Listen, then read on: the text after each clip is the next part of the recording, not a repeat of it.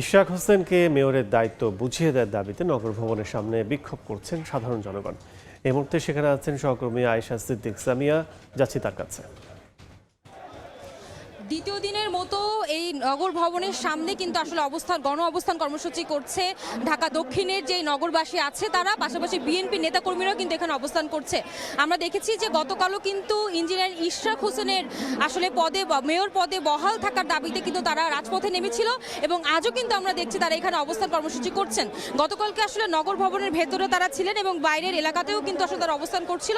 তবে আজকে আমরা দেখছি নিরাপত্তাজনিত কারণে কিন্তু আসলে নগর ভবনের যে মূল ফটকটি রয়েছে, সেখানে যে গেটটি রয়েছে সেটি কিন্তু বন্ধ রাখা হয়েছে এবং যার প্রেক্ষিতে কিন্তু রাজপথে যেই নগর ভবনের সামনের যে সড়কটি আছে সেখানে কিন্তু অবস্থান করছেন নেতাকর্মীরা, পাশাপাশি এই ঢাকা দক্ষিণ সিটি কর্পোরেশনের যে সাধারণ জনগণ রয়েছে তারা। আমরা দেখেছি তাদের একটি দাবি আসলে গতকালকেও যেটা আমাদেরকে জানাচ্ছিলেন, তারা কিন্তু ইঞ্জিনিয়ারিং এবং বিএনপির নেতা ইশরাক হোসেনকে কিন্তু এই ঢাকা দক্ষিণ সিটি কর্পোরেশনের যে মেয়র পদটি রয়েছে সেখানে তারা দেখতে চায়।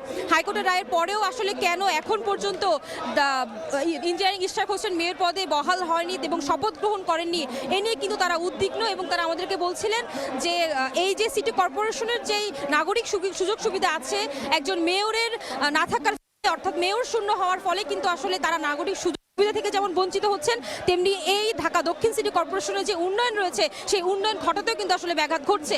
যার ফলে তাদের একটি দাবি আসলে যতক্ষণ পর্যন্ত বিএনপি নেতা এবং ইঞ্জিনিয়ারিং ইশরাক হোসেনকে এই মেয়র পদে আসলে বহাল রাখা না হবে ততক্ষণ পর্যন্ত কিন্তু এই আন্দোলন কর্মসূচি চলবে এবং তারা কিন্তু আসলে এই অবস্থান কর্মসূচি চালিয়ে যাবে। গতকালকের পরে এখন পর্যন্ত কিন্তু আসলে তারা আমাদেরকে দেখছিল যে গতকালকের পরে এখন পর্যন্ত তারা কিন্তু আসলে সরকারের পক্ষ থেকে কিংবা কর্তৃপক্ষের কাছ থেকে কিন্তু কোনো